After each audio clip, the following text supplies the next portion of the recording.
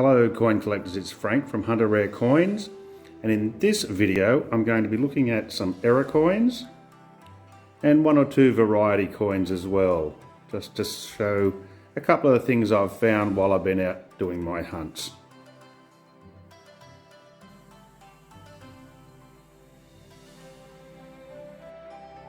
Okay, so let's start off and have a look. Here's a 2005 cents. You can see it's been struck off centre. The die, when it's been pressed, has hit the blank, and the blank is not in the correct position, therefore forcing that collar up there. You can also see that the milling hasn't formed properly on the edge. There you go. You see it's not where it should be. It's not quite in the centre of the coin. And here we go. This is another 5 cents. As I said, this is where the milling has only partially been formed. You can see the milling around here hasn't quite struck the blank coin. And milled edges or reeded edges, and they were introduced originally on coins to prevent counterfeiting. And milled edges are produced when a coin blank is pressed with a die, and it's forced out because it's slightly smaller than the die, and the collar, there's a collar that goes around the die, and the collar die actually has the impressions that go into the milled edge. That's how it's formed. This one hasn't quite made it all the way it should have. There you go. Very nice coin. Here we go, we've got the cuds. You can see here the cud in the tail of the lyrebird. It's fairly common. You have the cud down here on the rim of the Year of the Volunteers from 2001. You can see the cud right here on the rim. Another of the common cuds is the one here on the kangaroo. I think they call that the backpack cud. Okay, some of the other errors that we find. Here's a 50 cent, and you can see here the amount of doubling on the foot of the kangaroo and on the 50 cent. Doubling is caused when the die actually starts to deteriorate. It starts to break down, and that causes these double images. Most interesting. Okay, what else do we have? Here we have a die crack. You see the die crack down the bottom here, where the die has broken and been filled with metal when the coin has been pressed.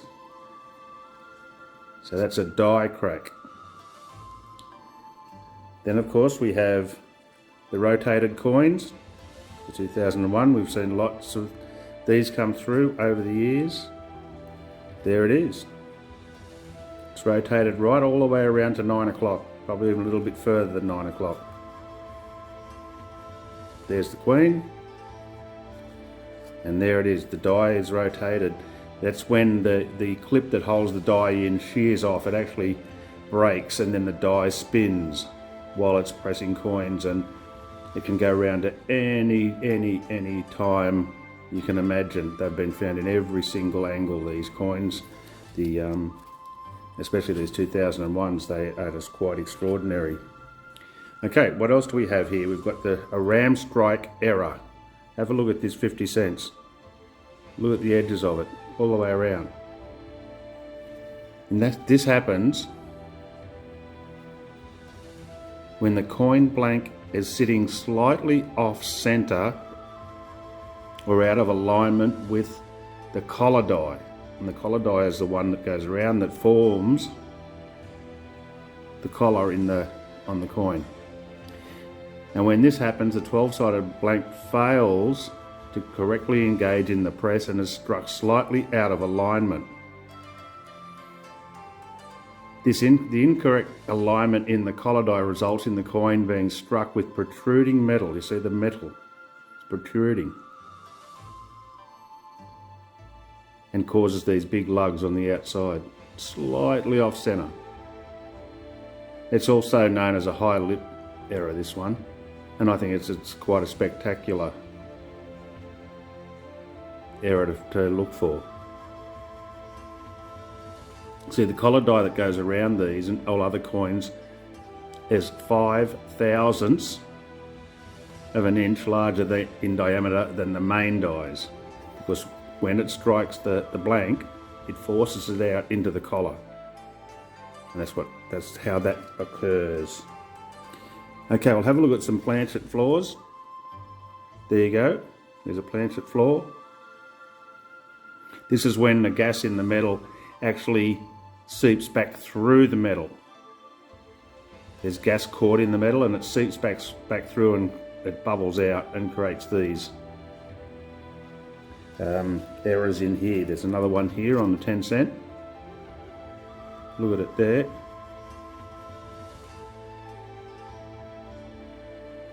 And another one here on this 20 cent.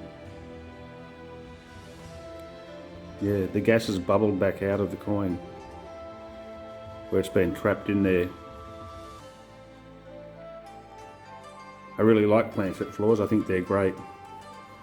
Okay, let's have a look at just one or two of the varieties. First off, we'll just have a look at a couple. We'll have a look at this. This is the 2000 Millennium Infused Flag. You can see the two main in there, and they're actually pressed into the metal rather than sitting flat on the metal. It's infused into the metal. It's not sitting flat. You see that? That's the infused 50 cents. That's what it's called. There it is. Here we go, and this is the 20 cent wavy. Have a look here at the bottom of the 20 cent.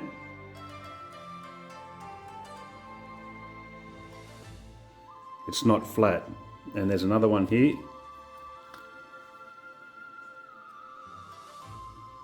You can see it goes up in there. It's the wavy variety of the 20 cent.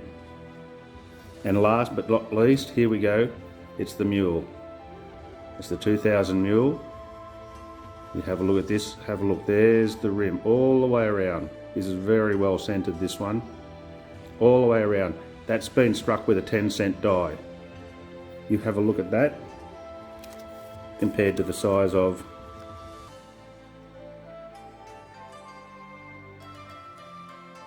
the Queen's head is much, much smaller. It's the 10 cent die and not the $1 die. All of these things have been found while I've been noodling, and just it's taken a long time, but they are out there, they're still out there, and they're still able to be found.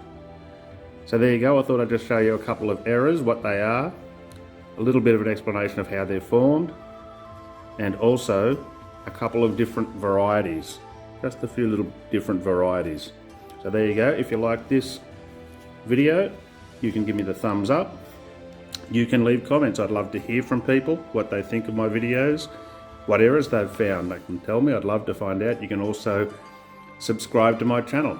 There it is. You can press the button right in the middle here. You can subscribe to my channel. That's Hunter Rare Coins, and I'm Frank. I'm the Coin Detective, and I would love to see everybody in the next video. So take care, everyone.